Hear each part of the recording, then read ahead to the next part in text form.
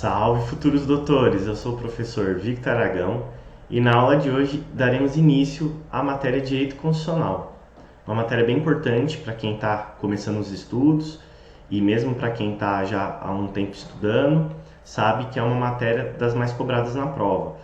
E nessas aulas iremos ver os principais pontos que a FGV vem cobrando para otimizar o seu tempo, direcionando você para o que você pode esperar na prova. E antes de entrarmos na aula, gostaria de pedir quem gostar da aula, quem gostar do meu projeto, deixar o like, se inscrever no canal, ativar a notificação aí, o sininho, para poder, sempre que tiver aulas novas, você ser notificado. Tem o Instagram também, me segue lá, vou deixar aqui na descrição. Lá você vai encontrar dicas, todo dia eu posto dicas, notícias, informações para vocês que vão prestar a OAB. E lá também você consegue adquirir um material gratuito que eu fiz para vocês com as últimas 5 provas da OAB, todas as súmulas que foram cobradas, súmulas do STF, do STJ e do TST.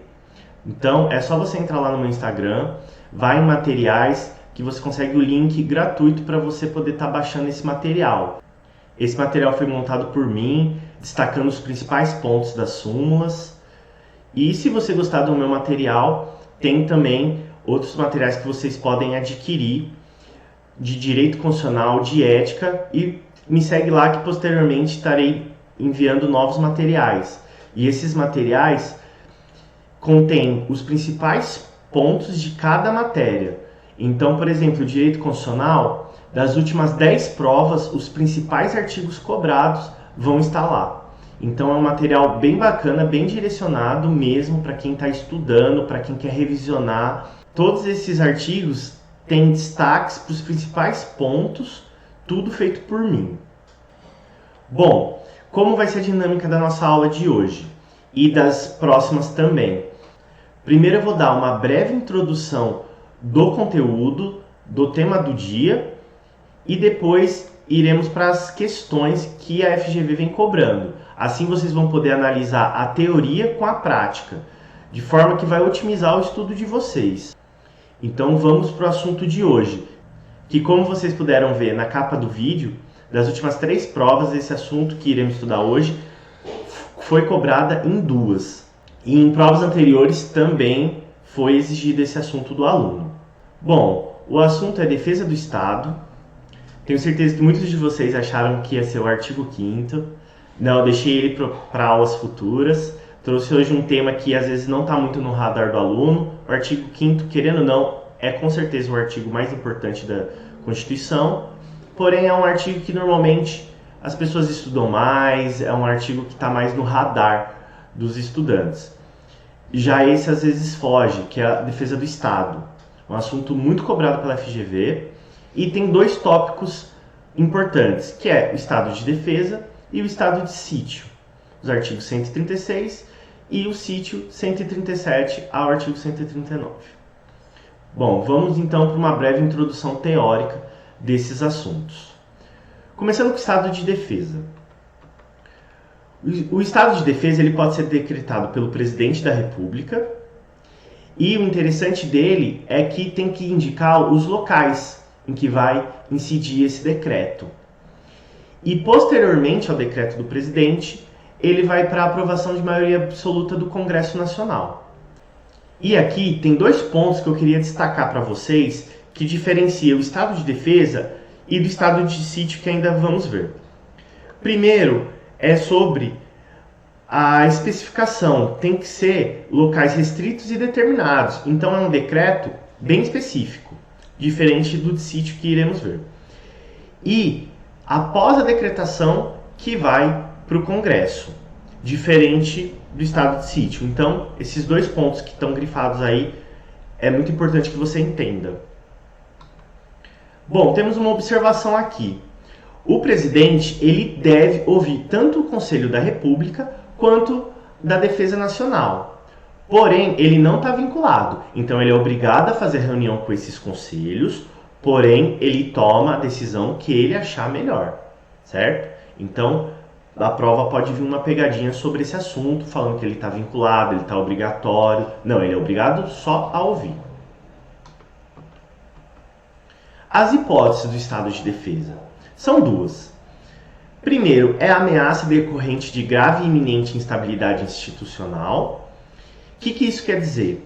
Isso quer dizer que alguma localidade que tiver ocorrendo alguma instabilidade, vou dar um exemplo, os policiais daquele município entraram de greve. Nesse caso, pode ocorrer ali uma grave e iminente instabilidade de segurança. Então pode ser acionado o estado de defesa, certo? Mas fica tranquilo que o exemplo que a prova for trazer para vocês, ela vai deixar bem clara lá que a ameaça é decorrente de uma grave e iminente instabilidade. Ela vai deixar bem clara. Então não precisa se preocupar para elucidar vários exemplos, como pode vir na prova, porque é bem escrito como está na Constituição o problema, para vocês conseguirem identificar de maneira fácil. E a segunda hipótese é a calamidade de grandes proporções da natureza. O mais comum no Brasil ocorrer é quando temos enchentes, mas a prova trouxer furacão, terremoto, vulcão, o que ela for trazer, ela vai deixar bem clara também nessa hipótese que foi uma calamidade gerada de grandes proporções da natureza. Então fiquem tranquilos com os exemplos. Se prendam à lei seca. As medidas coercitivas admitidas nada mais são quais as ações que esse decreto pode ser tomado pelo presidente. Então, o que o presidente pode tomar de atitude? O prazo máximo de duração do estado de defesa é de 30 dias, prorrogáveis uma única vez por mais 30. E se não for suficiente esse estado de defesa, no caso podendo chegar então até 60 dias, pode ser decretado estado de sítio, que nós vamos ver na sequência. Então aqui eu quero também destacar um ponto importante, que é prorrogável uma única vez. Vamos ver no estado de sítio que lá é diferente esse prazo. Então vamos agora para o estado de sítio. Estado de sítio. Ele também tem que ser decretado pelo presidente da República.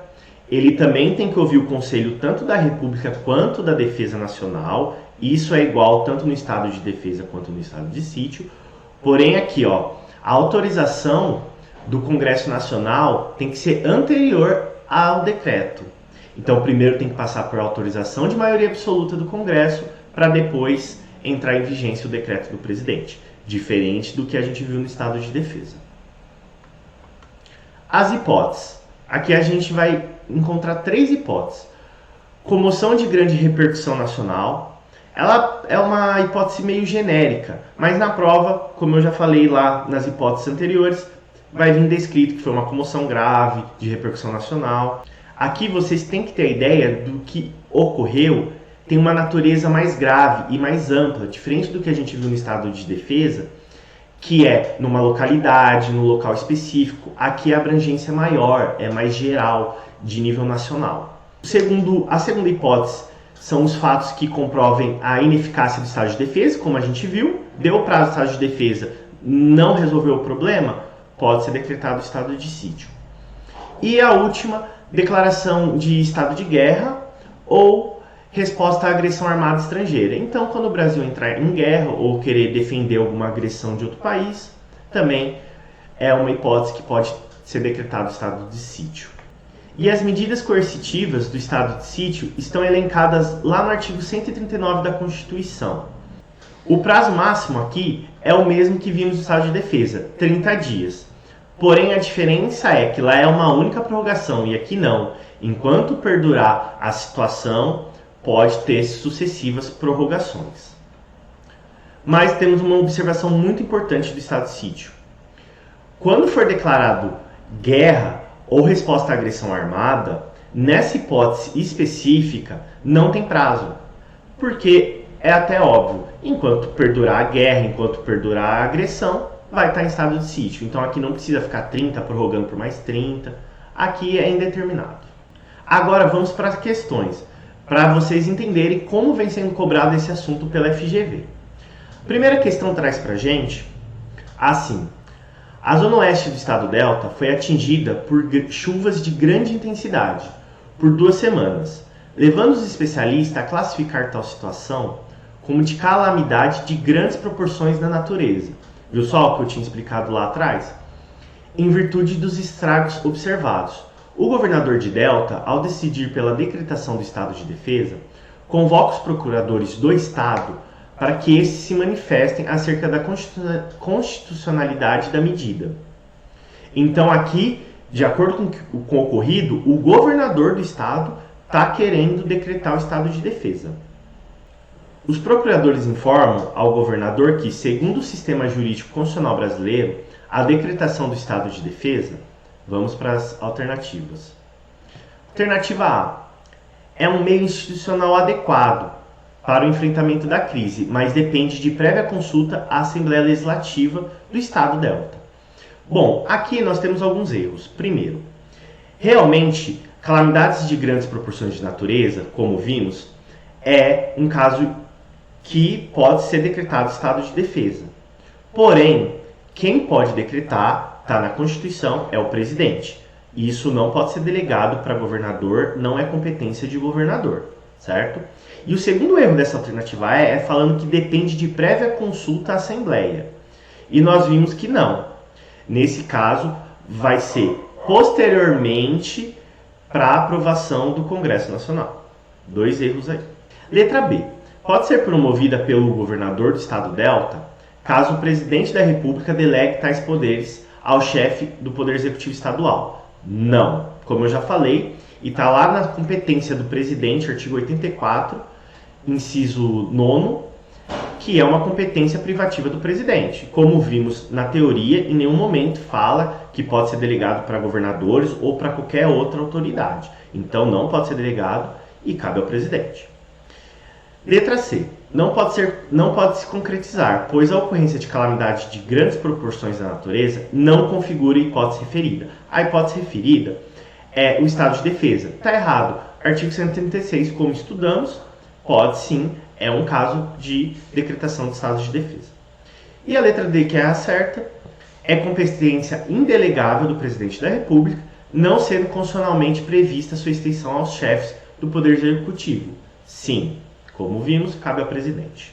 Bom, dito isso, tem uma observação para fazer para vocês. Essa questão trouxe opções de competência do governador, do presidente. Nesse caso em tela, o que o governador poderia fazer é decretar a situação de emergência ou estado de calamidade pública. Então, estado de defesa, estado de sítio, presidente. O que o governador pode é situação de emergência, decretar, ou estado de calamidade pública. Mas os trâmites, os procedimentos para essa decretação, vocês podem ficar tranquilo que isso vai de competência de cada estado, de acordo com a Constituição estadual. Então não precisa se preocupar, não vai cair na prova isso. Bom, vamos agora para uma outra questão que caiu na OAB em 2021. Durante o pronunciamento em rede nacional, o presidente da República é alertado por seus assessores sobre a ocorrência de um ataque balístico em solo pátrio, oriundo de um país fronteiriço ao Brasil. Imediatamente, anuncia que tal agressão armada não ficará sem resposta. Após reunir-se com o Conselho da República e o Conselho de Defesa Nacional, solicita autorização ao Congresso Nacional para decretar o estado de sítio e adotar as seguintes medidas. Primeira medida adotada: a população que reside nas proximidades da área atacada deve permanecer dentro de suas casas ou em abrigos indicados pelo governo. E a segunda medida adotada é a imposição de restrições relativas à inviolabilidade das correspondências e o sigilo das comunicações. Bom, então o presidente aí teve uma agressão armada estrangeira, o presidente tomou essas duas medidas. A partir do enunciado proposto, com base no ordenamento constitucional vigente, assinale a alternativa correta. Vamos às alternativas. Alternativa A.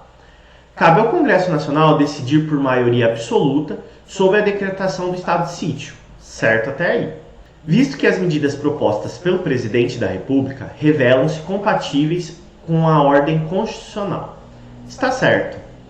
Lá no artigo 137 é isso que ele traz pra gente. Vai depender de aprovação absoluta do Congresso e é um caso sim de estado de sítio. Então, perfeito, letra A.